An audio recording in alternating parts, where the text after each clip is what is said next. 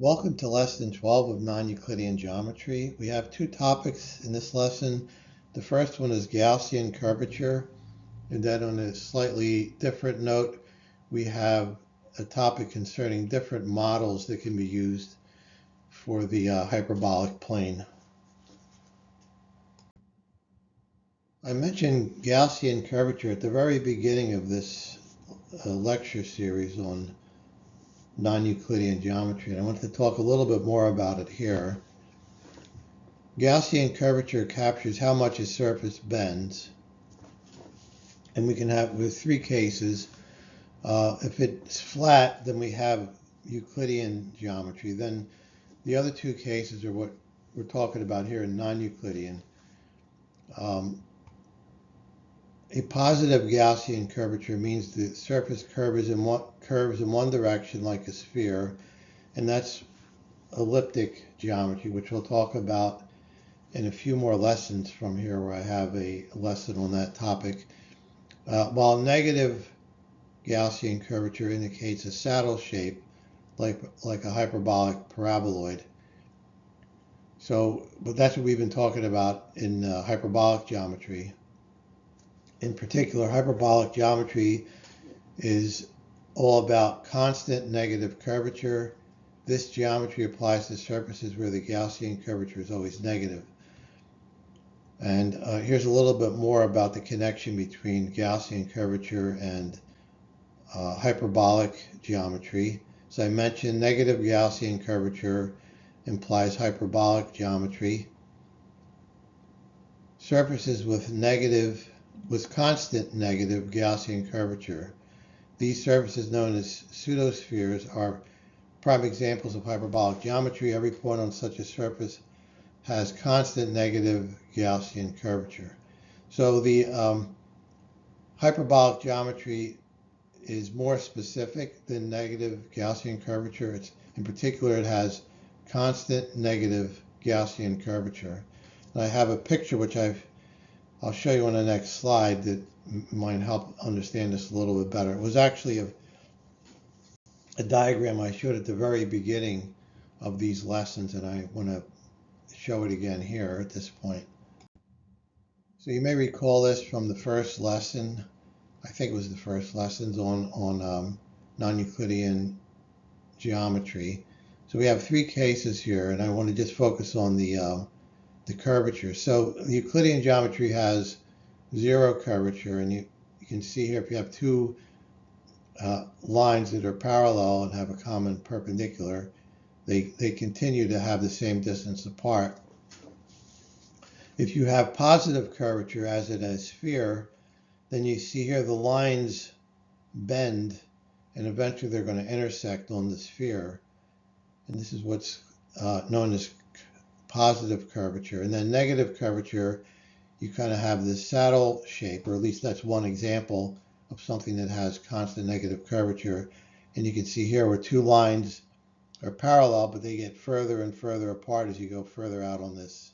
This extends indefinitely, just like this plane does. This, of course, is finite. So that's the general idea. Hopefully that makes some sense. I have a little bit more on this on the next slide, but it does get a bit technical. Formulas for the circumference and area of a circle in hyperbolic geometry depend on the value of the Gaussian curvature associated with the particular model being used for the hyperbolic geometry. If R is the radius of a circle, and R, capital R, equals 1 over the square root of minus k, where k is the Gaussian curvature, then the circumference of a circle is given by this formula here. This is hyperbolic sign. And remember that in hyperbolic geometry, the curvature is negative. So a negative times a negative, you're going to get a positive number here.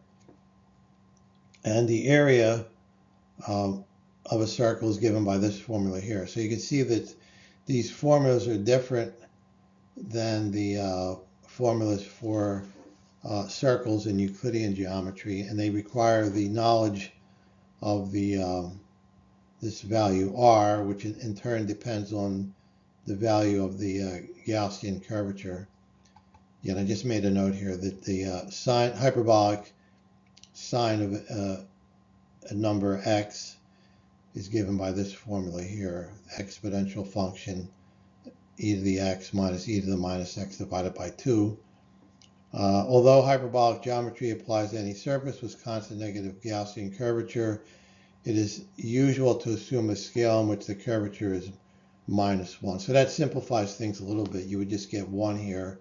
R would be 1, and you would still get something that looks a little bit different from the 2 pi r and pi r squared that you have for the circumference and area of a circle in Euclidean geometry.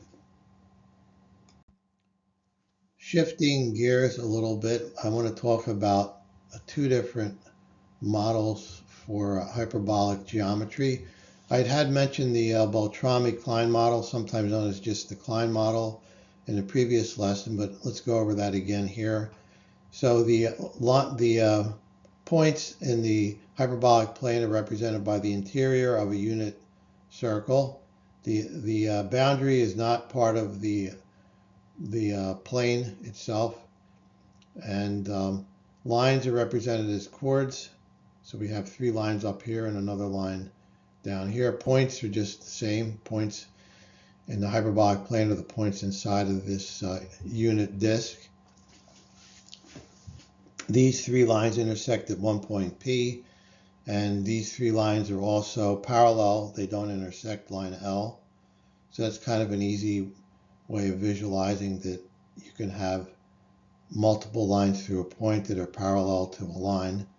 So that's like maybe one good aspect of this model here in terms of visualization. And I have another diagram of this on the next slide, which illustrates a different point. I have another figure here, still working with the Klein or Beltrami-Klein model. Chords that meet on the boundary of a circle are boundary parallels to each other. So we have shown that here. So these lines here are all boundary parallels, and they don't actually intersect at this point on the boundary, because as we noted, the boundary is not part of the hyperbolic plane in this model.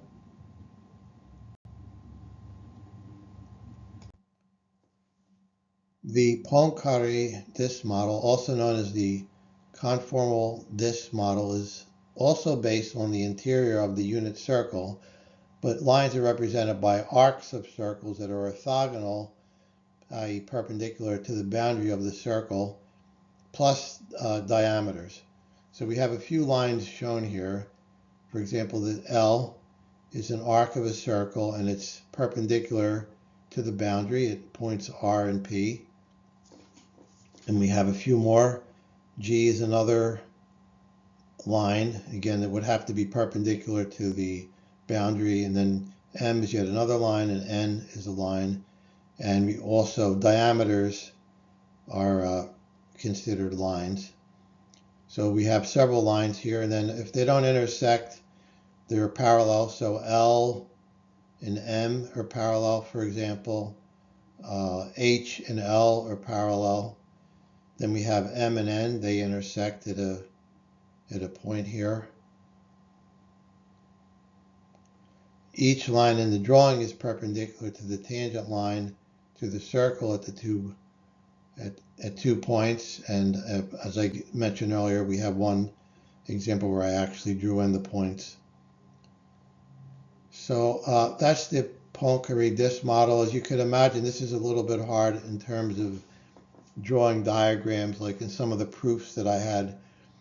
I thought about maybe using this, but it's just rather difficult to draw with. But it is a valid representation of hyperbolic geometry. I have one more figure, kind of a pretty figure I got from an article, which I'll show you on the next slide, related to this same model here, the Poincaré model. We have another example concerning the Poincaré disk model. We have a point here and a line L, and I'm showing all the different lines that are parallel to L. A little bit hard to pick these off here. For example, this one here comes in like that. Now each one of these lines is an arc of a circle, and it needs to be perpendicular to the boundary of the circle. And you can see it makes quite a pretty picture here. And of course, it's not every one. There's an infinite number of lines going through P that are parallel to L. This is just a subset, but it does give a nice representation here. So this is just two of many different representations of hyperbolic geometry. There's several more. I'll give you the link to this article. I believe this is a Wikipedia article, and you'll see a few more examples in there. And I'll also give you a link to the Poincare disk model if you're interested in that. Okay, so that's it for this lesson. We still have a few more lessons on hyperbolic geometry, and then I'm going to have one rather long lesson on elliptic geometry, but only one lesson on that topic.